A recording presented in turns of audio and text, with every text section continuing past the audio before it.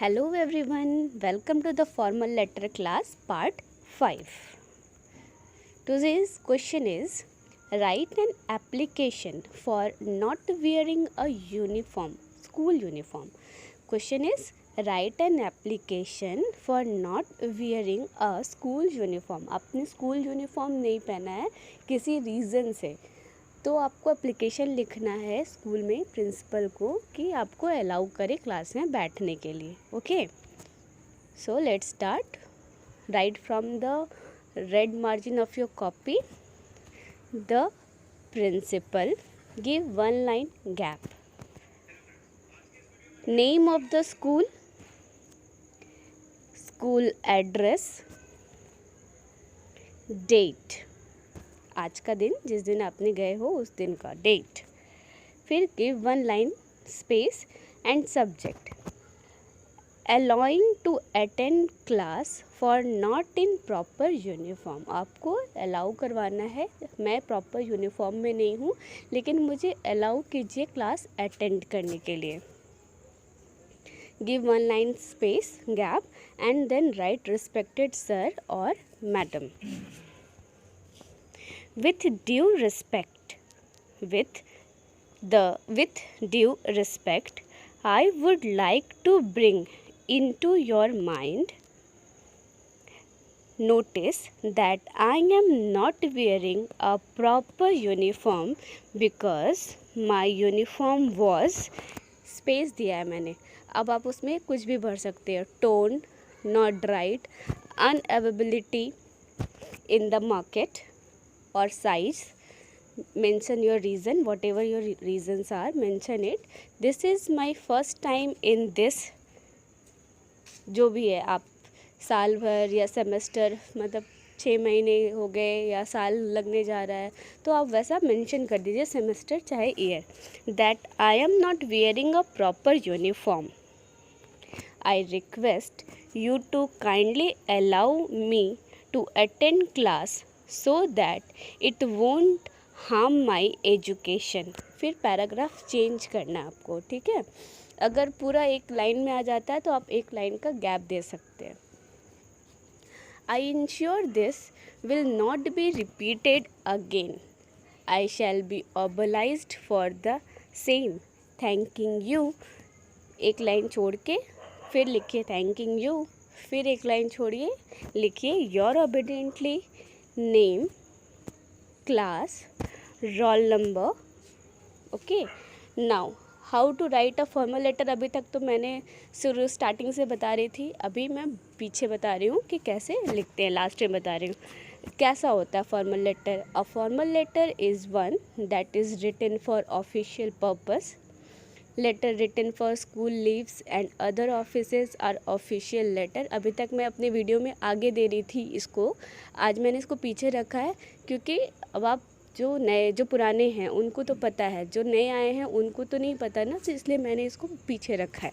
और कैसे कैसे फॉर्मल लेटर्स होते हैं, किन किन लेटर्स को फॉर्मल लेटर कहते हैं वो भी मैं बताती हूँ आपको.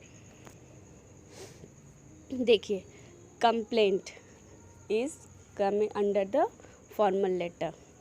Job application come under the formal letter. Reference letter come under the formal letter. Recommendation letter is also come into the formal letter. Resignation letter is also a formal letter. Thank you, if you are giving thank you a letter, then it is also a formal letter. And interest is also a formal letter. और बहुत सारे formal letter हैं, but ये proper examples में जिससे आप समझ सको कि फॉर्मल लेटर होता क्या है, ठीक है. Let's again revise it. The principal, you have to write from the red margin of your copy. If suppose you are really writing a application in a blank sheet, एक plain page पे लिख रहे हो, तो आप starting का एक line छोड़ दोगे, मतलब एक उंगली के बराबर का एरिया छोड़ोगे, उसके बाद से लिखना शुरू करोगे. और कोशिश कीजिएगा कि लाइन में लिखें, है ना. पेरेंट्स जो है टेढ़ा हो जाता है लिखते लिखते प्लेन पेज पे, तो आप सब कोशिश कीजिएगा कि एक पेंसिल से पतली पतली लाइनें हल्के हल्के खींच ले ब्लैंक शीट पे और फिर लिखिए। और अगर आप सिर्फ यही काम करते हो, एप्लीकेशन लिखने वाला ही काम करते हो, तो आपको तो प्रैक्टिस करना ही चाहिए कि आप एक प्लेन पेज पे सीधा लिख सको। ठीक है, हम जो टीचर्स हैं उनको ब्लैक बोर्ड पे धीरे धीरे आदत हो जाती है सीधा लिखने की, वैसे आप लोगों को भी धीरे धीरे प्रैक्टिस हो जाएगी सीधा लिखने की। The principal give one space, name of the school, school address, date. ये तो कॉमन है, यहाँ तक तो सबको अब तक पता चल गया होगा। फिर एक लाइन छोड़ के सब्जेक्ट लिखते हैं, वो भी सबको पता है, सब्जेक्ट लिखना बहुत इंपॉर्टेंट होता है। फिर एक लाइन छोड़ के लिखते हैं रिस्पेक्टेड सर और मैडम। फिर एक लाइन छोड़ के जो भी कहानी कहना है अब कहते हैं कि जो भी प्रॉब्लम है आपकी, उसको मैंने कहानी बोला तो वो लिखिए। विथ ड्यू रिस्पेक्ट, पूरे दिल के साथ, पूरी इज्जत मान सम्मान के साथ, I would like to bring into your mind notice that I am not wearing a proper uniform. मैं पूरी मान सम्मान के साथ आपको बता रहा हूँ कि मैंने प्रॉपर यूनिफॉर्म नहीं पहना। क्यों? बिकॉज माई यूनिफॉर्म वॉज और what ever your reason please give.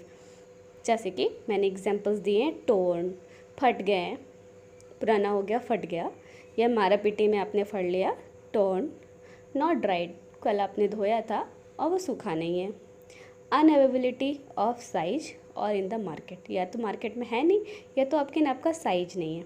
ठीक है, तो आप कोई भी रीज़न दे सकते हैं। Now come to this is my first time in this year और सेमेस्टर। जो भी आपको मेंशन करना है वो कीजिए। ये पहली बार है इस पूरे साल में that I am not wearing a proper uniform, मैंने एक प्रॉपर यूनिफॉर्म नहीं पहना है। आई रिक्वेस्ट, मैं आपसे रिक्वेस्ट करता हूँ, you to kindly allow me to attend class so that it won't harm my education, कि आप मुझे प्लीज़ कृपया करके क्लास में बैठने दीजिए, जिससे मेरी जो पढ़ाई है उस पर कोई आँच ना आए, हार्म ना हो, मैं पिछड़ ना जाऊँ। ठीक है, उसके बाद से आपको पैराग्राफ चेंज करना है। इफ़ सपोज़ आपका पूरा एक पे लाइन में अट गया तो आप एक लाइन छोड़ दीजिएगा और फिर लिखना शुरू कीजिएगा। आई ensure this will not be repeated again, मैं आपको आश्वासन देता हूँ या देती हूँ कि ये दोबारा नहीं होगा। I shall be obliged for the same, और मैं इसके लिए बहुत आभारी भी रहूँगा या रहूँगी। फिर एक लाइन छोड़िए, थैंकिंग यू। फिर एक लाइन छोड़ के योर ओबीडियंटली, आपका आज्ञाकारी, आपका नाम, आपका क्लास, आपका रोल नंबर। ठीक है, आई होप आपको समझ में आया होगा कि एप्लीकेशन कैसे लिखना है। मिलते हैं अगले वीडियो में। Till then bye bye and take care, be safe and healthy.